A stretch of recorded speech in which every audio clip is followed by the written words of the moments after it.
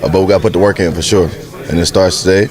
And being around each other, picking each other's minds. I was set with Gino earlier this morning. We're chopping it up, catching up with each other, and the sky's the limit. A very talented room, and I can't wait to see where it gets to. And it's the number one question I get asked in public when I'm at basketball games or whatever it is how's Joe? And the guy has been through some rehab processes, and so he knows how to attack it. He knows how to get his body back right where it needs to be, and so excited to see what the season will bring for him. Cincinnati Bengals fans, welcome on in. This video, it's more of a NFL draft intervention for myself because I have been going through it. I have been having ups and downs and all around. I have a group chat with a few buddies, and one's an Eagles fan, one's a Cardinals fan, and they have all of this information of, the Eagles, we're looking at this position, we're looking at Cooper DeJean at the safety spot. And with the Cardinals, we have Marvin Harrison at the 4 spot, but we can trade it to the Vikings to get this spot and go after this guy and this guy. Have you guys heard anything about the Bengals? Let's have an open conversation right now. Have you heard anything outside of the Daniel Jeremiah, the mock drafts of, J.C. Latham, the Georgia tackle, being our next guy at that right tackle spot? Have y'all heard of anything other than that? I have no idea. And this is the legitimate first time, because we have an idea, right? Of course, we know we're going Joe Burrow at the number 1 spot. We know that Penei Sewell and Jamar Chase are the options at that other spot. We know we're going to get the best player available for the Myles Murphy, edge rusher, even a tackle draft picks.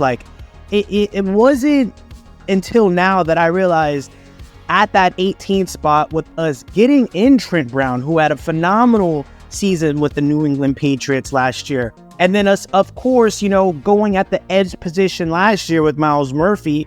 Are we going to dabble back into it again?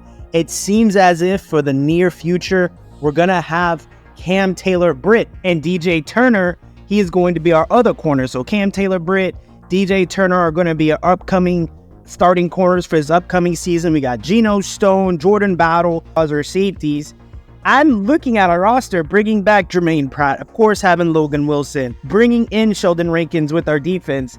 I'm starting to think that the options that we have for this first round pick, it just might be literally the best player available.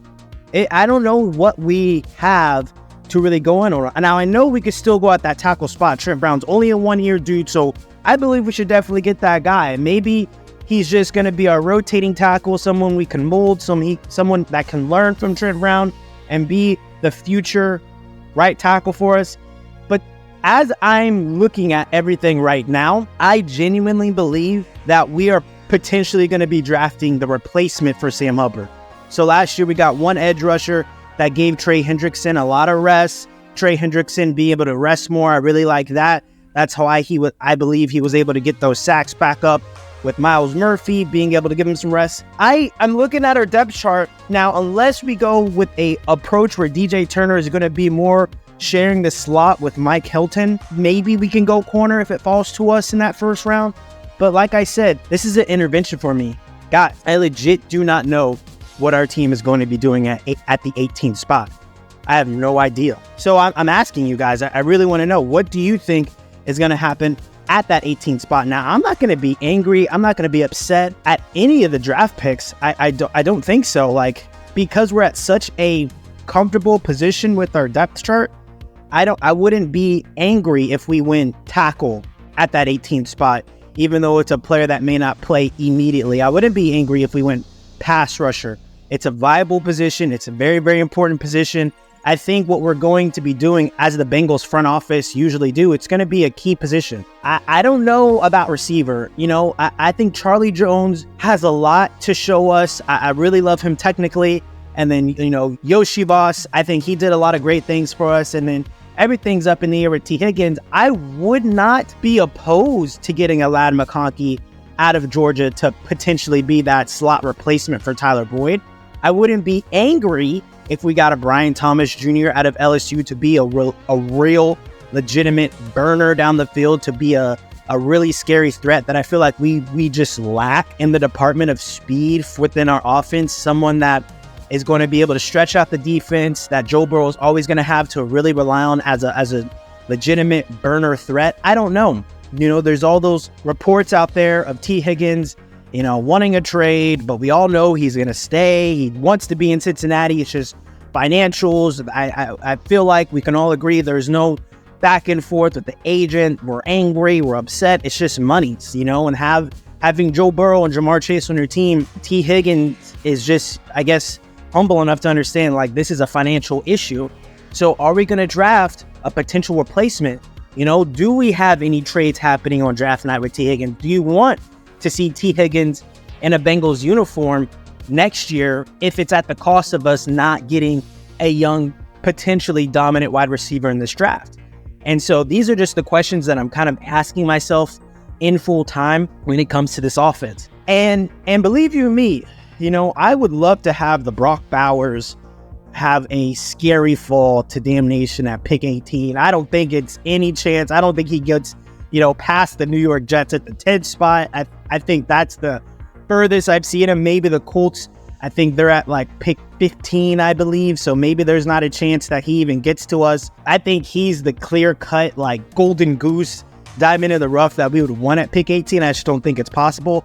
And also, the Mike Gesicki pickup, I'm not a person that says, hey, this guy this guy is a perfect fit for offense, that this guy, it makes so much sense because it didn't make sense before he was in our jersey. Mike Gesicki, it legitimately, with having Drew Sample re-sign, who is our blocking style tight end, the Mike Gesicki pickup, I feel like that could be a legit one, guys.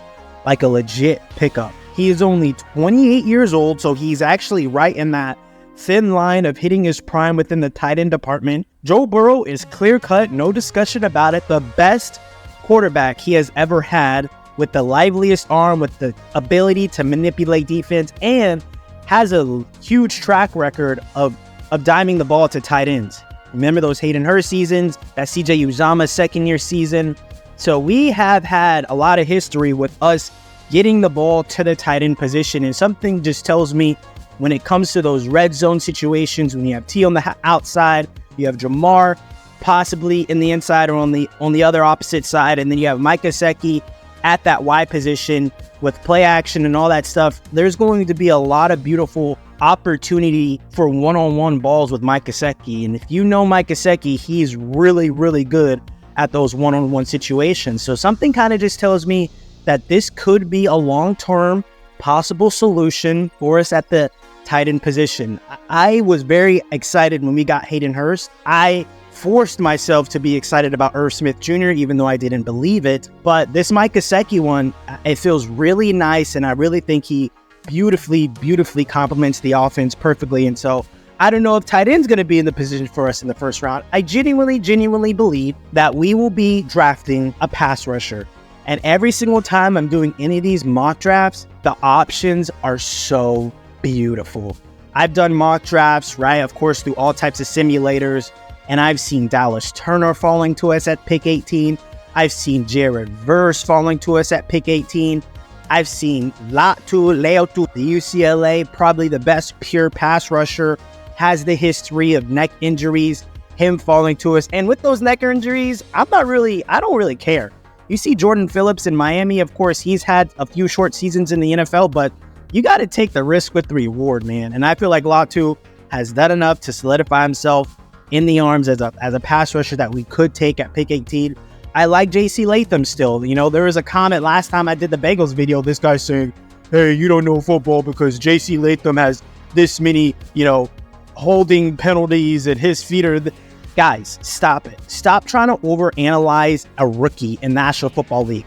The object of analyzing talent, especially these big boys, is can they move? J.C. Latham can move. Is he strong? He is very strong. Does he have a big ass? Yes, he does, to be able to anchor and sit. Like, you understand that in the NFL, these players get coached up. And so some dude did some long comment talking about J.C. Latham and how we shouldn't be taking him. It's like, don't be foolish in your own evaluation on a player. Don't be dumb. J.C. Latham is a legitimate right tackle that will be playing in the National Football League if he is coached the right way. We have Frank Pollock as our offensive line coach, and I promise you, he would be very, very happy if J.C. Latham was in the offensive line room. I promise you. So don't be silly with that. And then there's the Mims. And so with that being said, I wouldn't even be mad if we went Edgerrin Cooper or if we went Peyton Wilson, the NC State linebacker. Just, I don't know. I legitimately wouldn't be mad with any of the options we have at pick 18 because I personally don't believe we need anything. And that's the beauty about it. I just feel like this is the first season in a long time where we're not dying for a position. You know, we were dying for a guard when we got Cordell Volson in the 5th round. We were dying for a tackle when we got Jackson Carman in the 2nd round. And of course, that hasn't been what it was supposed to be for us. And we are living and we're learning in real time. And so maybe, you know, that can pan out to be something, but maybe not. And so I just want to know from you guys at pick 18, who would you guys want? Who do you guys feel is going to be the best player for us to, you know, maybe sit for a year or even start for us in year one? I think it's going to be the edge position to be a replacement for Sam Hubbard. And that's just where my brain is at right now. But you guys let me know what you think in the comments. And do not forget to like, comment, and subscribe.